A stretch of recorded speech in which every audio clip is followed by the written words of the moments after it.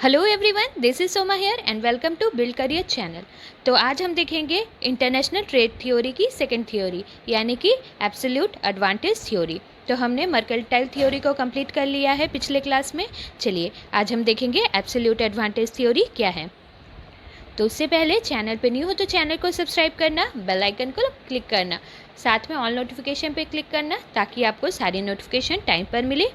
Video पसंद आए like करना, फ्रेंड्स के साथ शेयर करना। कोई भी डाउट हो तो आप कमेंट कर सकते हो। तो चलिए स्टार्ट करते हैं आज की क्लास।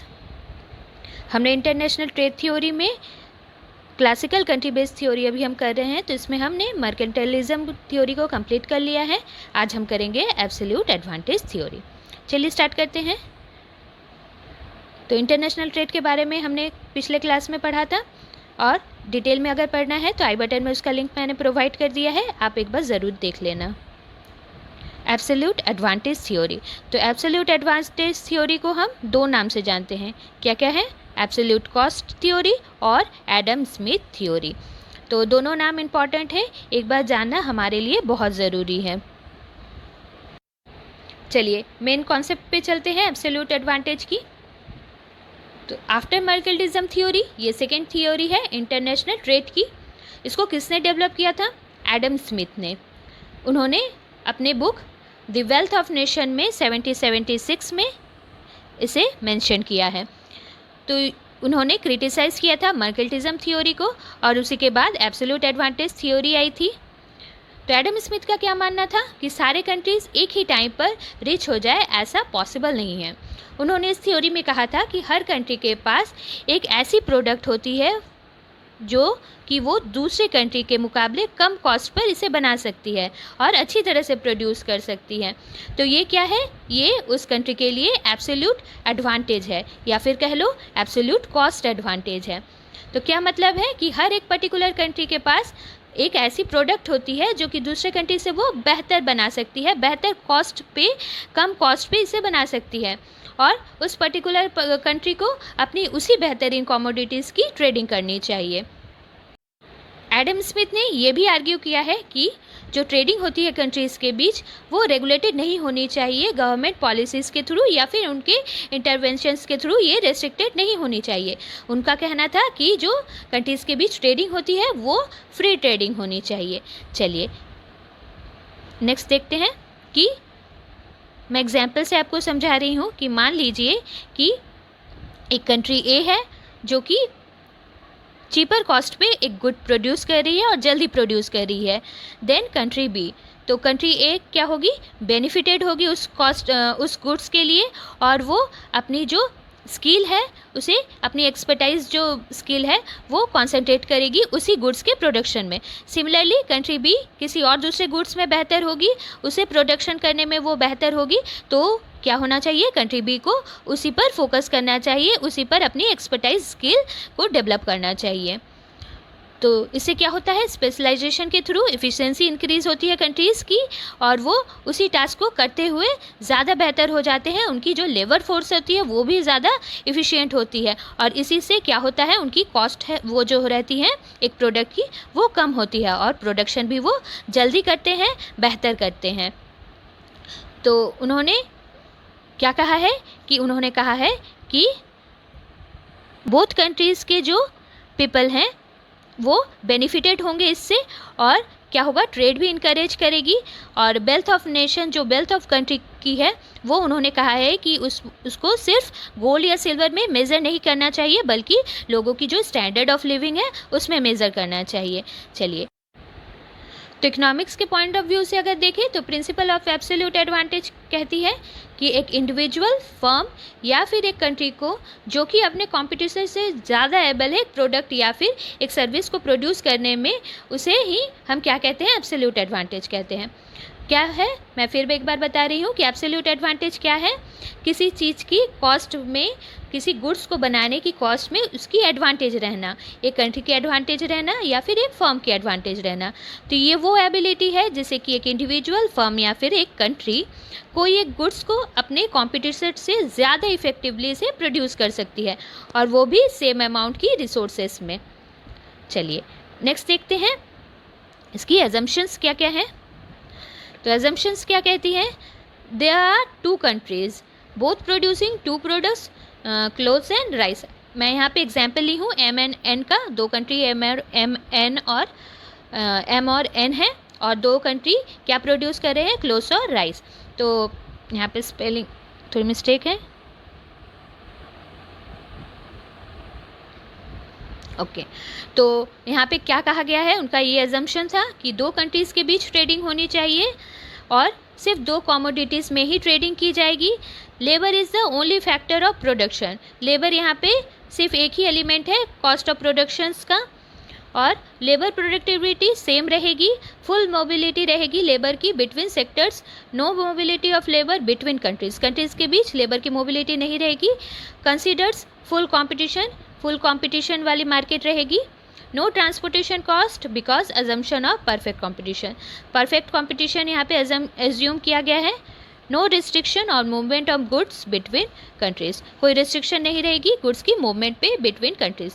तो यहाँ पे एक बात ध्यान रखिएगा, सिर्फ दो कमोडिटी और दो कंट्री की बात ही कही गई है. चलिए नेक्स्ट देखते हैं. यहाँ पे मैं एग्जाम्पल ली हूँ, चलिए आपको समझाने के लिए. आई होप आपको इससे अच्छी तरह से क्लियर हो जाएगी सारी पॉइंट्स. तो कंट्री एम है और कंट्री एन है, दो कंट्री है. दो कंट्री क्या प्रोड्यूस कर रही है, एक कंट्री क्लोथ्स और राइस प्रोड्यूस कर रही है और सेम एन कंट्री भी क्लोथ्स और राइस प्रोड्यूस कर रही है. तो जो कंट्री एम है उसको सेम यूनिट में, सेम यूनिट लेबर की जो सेम यूनिट है, मान लीजिए 1 यूनिट लेबर पे 1 यूनिट लेबर पे कितने क्लॉथ्स प्रोड्यूस कर रही है, 10 यूनिट्स. और ये कितने कर रही है, 5 यूनिट्स. उसी तरह राइस कितने प्रोड्यूस कर रही है, सेम लेबर पर 5 यूनिट्स कंट्री एम, और कंट्री एन कितना कर रही है, 10. मतलब कंट्री एम को क्या करना चाहिए, क्लोथ्स प्रोड्यूस करनी चाहिए. क्यों, क्योंकि ये ज़्यादा प्रोड्यूस कर पा रही है सेम लेबर पर, सेम लेबर की यूनिट पर वो ज़्यादा प्रोड्यूस कर रही है. और कंट्री एन को क्या प्रोड्यूस करना चाहिए, राइस. क्यों, क्योंकि वहीं सेम लेबर पर ये कंट्री एम के मुकाबले ज़्यादा प्रोड्यूस कर पा रही है. तो आई होप आपको इससे अच्छी तरह से समझ में आ गया होगा कि सेम यूनिट लेबर पे जो कंट्री जिस प्रोडक्ट को ज़्यादा अच्छी तरह से बना पा रही है उसे उसी पर फोकस्ड होना चाहिए. चलिए नेक्स्ट देखते हैं एग्जाम्पल. इसी को मैंने यहाँ पे आपके लिए वर्ड्स में मेंशन किया है कि दो कंट्री जो है एम और एन वो सिर्फ दो प्रोडक्ट को प्रोड्यूस करेंगे, क्लोथ्स और राइस. तो एम प्रोड्यूस करेगा क्लोथ्स जो कि चीपर कॉस्ट पे प्रोड्यूस कर रहा है एन से, और एन प्रोड्यूस करेगा राइस क्योंकि वो एम से चीपर कॉस्ट पे प्रोड्यूस कर रहा है. तो एम को एब्सोल्यूट एडवांटेज किस पर है, क्लोथ्स पर, और एन को राइस के प्रोडक्शन पर एब्सोल्यूट एडवांटेज मिली है यहाँ पे. तो एम के लिए बेटर क्या है, कॉन्सेंट्रेट करना क्लोथ्स की प्रोडक्शन पर, और एन को राइस की प्रोडक्शन पर ध्यान देना चाहिए. तो M will export clothes to N. तो एम क्या करेगा, क्लोथ्स एक्सपोर्ट करेगा एन को, और एन क्या करेगा, राइस एक्सपोर्ट करेगा एम को. आई होप एक बार ये अच्छी तरह से आप देख लीजिएगा तो आपके लिए सारे पॉइंट्स क्लियर हो जाएंगे. Characteristics of absolute advantage theory. क्या कह रही है ये थ्योरी की कैरेक्टरिस्टिक्स क्या है, more production and availability of both commodities. ज़्यादा प्रोडक्शन होगी और दोनों कमोडिटीज़ की अवेलेबिलिटी भी ज़्यादा होगी. Increase standard of living in both countries. क्या होगा इससे, स्टैंडर्ड ऑफ लिविंग, दोनों कंट्रीज़ की जो स्टैंडर्ड ऑफ लिविंग रहेगी वो क्या होगी, इंक्रीज़ करेगी. प्रोडक्शन कैपेसिटी भी इंक्रीज़ करेगी. More efficient and effective global market. Globally market भी ज़्यादा इफ़ेक्टिव और इफ़िशिएंट होगी. Maximising level of production globally. Global level पर लेवल ऑफ प्रोडक्शन भी मैक्सिमाइज करेगी. चलिए एडवांटेज अब हम देखेंगे, क्या है इसकी एडवांटेज. Specialization of labour. तो क्या होगा, एक ही काम को अगर बार बार करेंगी लेबर फोर्स तो क्या होगा, इससे क्या होगा, उनकी स्पेशलाइजेशन होगी, उनकी स्किल अच्छी हो जाएगी, और वो इससे क्या कर पाएंगे, प्रोडक्शन को इफ़ेक्टिवली और इफ़िशिएंटली कर पाएंगे, जिससे कि लेबर कॉस्ट क्या हो जाएगा, कम हो जाएगा. Suitability of countries labour skill in the production of certain product. तो क्या होगा कि जो एक प्रोडक्ट की जो प्रोडक्शन की जाएगी वो कंट्री के लिए, कंट्री के लेबर स्किल को भी इन्हेंस करेगी. Economies of scales helps in reducing labour cost per unit of production. Same he product बनाए जाएंगे तो क्या होगा, एक साथ बहुत सारी प्रोडक्शन की जाएगी, इससे इकोनॉमीज ऑफ स्केल होगी, जिससे कि लेबर कॉस्ट पर यूनिट भी घट जाएगी। Natural advantage of a country like natural resources, climate conditions. तो क्लाइमेट कंडीशन वहाँ की सपोर्टिव होगी तभी उसे एडवांटेज मिल रही है, तो कंट्री को क्या मिलेगी, नेचुरल एडवांटेज मिलेगी, तो प्रोडक्शन करने में उसको ज़्यादा हेल्प मिलेगा, उससे क्या होगा, उसकी जो प्रोडक्शन कॉस्ट है वो अपने आप घट जाएगी। Various acquired advantage like specialisation, skills and technology. एक ही प्रोडक्ट वो बार बार बनाया जाएगा तो क्या होगा, इससे स्किल में स्पेशलाइजेशन आ जाएगी, एक्सपर्टाइज हो जाएंगे, टेक्नोलॉजी भी इससे इन्हांस करेगी। चलिए नेक्स्ट देखते हैं इसकी क्रिटिसिज्म वाली पॉइंट, क्या कह रही है, क्रिटिसिज्म क्यों किया जा रहा है इसे। तो उनका क्या मानना था कि जो इसकी लिमिटेशंस भी हम कह सकते हैं इसे,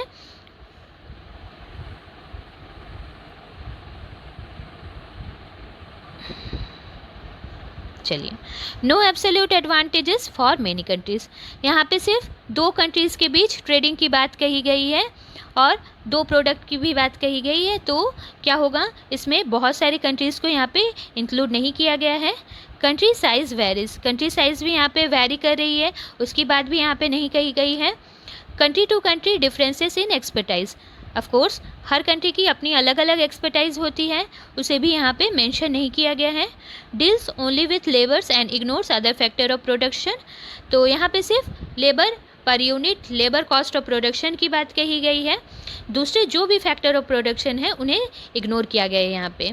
ignore transportation cost, perfect competition की बात कही गई है, तो इसे क्या माना गया है, एज्यूम किया गया है यहाँ पे परफेक्ट कंपटीशन को, ट्रांसपोर्टेशन कॉस्ट को यहाँ पे इग्नोर किया गया है। The theory is based on the assumption that exchange rates are stable. माना गया है कि यहाँ पे एक्सचेंज रेट जो रहेगी वो स्टेबल रहेगी, एजम्पशन। तो ये यहाँ पे इसे क्रिटिसाइज़ किया गया है, इसकी लिमिटेशन इसे रखी। यहाँ पे ऐसा एज्यूम किया गया है कि लेबर जो रहेंगे वो ईज़िली एक सेक्टर से दूसरे सेक्टर की भी स्विच कर सकते हैं, पर ऐसा पॉसिबल एक हद तक ही हो सकता है, और साथ में इफ़िशियंसी भी जो रहेगी एक सेक्टर से दूसरे सेक्टर में क्या होता है, जाने के बाद इफ़िशियंसी घट जाती है। तो ऐसा यहाँ पे एब्सोल्यूट एडवांटेज थ्योरी में मेंशन नहीं किया गया है, इसीलिए जो जो कमियाँ थी, लिमिटेशंस थी, उसे यहाँ पे नोट डाउन किया गया है, और इसी कारण से कंपैरेटिव कॉस्ट थ्योरी आई थी। तो चलिए नेक्स्ट क्लास में हम देखेंगे कि कंपैरेटिव कॉस्ट थ्योरी क्या है। फिर भी मैं एक बार इन ब्रीफ आपको ये एब्सोल्यूट एडवांटेज थ्योरी के बारे में बता रही हूँ कि ये थ्योरी क्या है, डिवीज़न ऑफ लेबर की प्रिंसिपल पर बेस्ड है, क्योंकि यहाँ पे सिर्फ लेबर को ही माना गया है कि फैक्टर ऑफ प्रोडक्शन। कंट्री के बीच यहाँ पे फ्री ट्रेडिंग करने से क्या होगी, कंट्री की वेल्थ अपने आप इंक्रीज़ करेगी, और साथ में गोल्ड और सिल्वर में मेज़र नहीं करने की बात कही गई है। लोगों की जो स्टैंडर्ड ऑफ लिविंग है उसे मानना चाहिए, एक कंट्री के वेल्थ को मेज़र करने के लिए जो मेज़रमेंट यूनिट होनी चाहिए, स्टैंडर्ड ऑफ लिविंग होनी चाहिए। फ्री ट्रेडिंग से कंट्री के लोगों के बीच वैरायटी ऑफ गुड्स और सर्विसेज अवेलेबल होगी, और साथ ही अपनी कंट्री की स्पेशलाइज्ड गुड्स और सर्विसेज को दूसरे कंट्री में उन्हें एक्सपोर्ट करना चाहिए, स्पेशलाइजेशन आएगी इससे। हर कंट्री एक दूसरे कंट्री के मुकाबले कम कॉस्ट की प्रोडक्शन करने की इससे कोशिश करेगी, तो क्या होगा, उसमें वो स्पेशलाइजेशन उन्हें होनी पड़ेगी, स्पेशलाइज्ड उन्हें होना पड़ेगा, जिससे कि क्या होगा, एक कंट्री दूसरे कंट्री से प्रोडक्ट की एक्सचेंज कर सकेगी, और लोगों के पास क्या होगा, गुड्स जो रहेंगे वो चीपेस्ट रेट में अवेलेबल होंगे। और इसी तरह कंट्री कोई प्रोडक्ट को लो कॉस्ट पर प्रोडक्शन करेगी, तो दूसरी कंट्री दूसरे प्रोडक्ट को लो कॉस्ट पे प्रोड्यूस करेगी, इससे क्या होगा, सभी कंट्रीज़ को एब्सोल्यूट कॉस्ट एडवांटेज मिलेगी। तो ये हो गई absolute cost advantage theory. I hope आपने इस क्लास को एंजॉय किया होगा। Thank you for watching this class, और प्लीज़ इसे शेयर करने की कोशिश करना। Thank you for watching this class.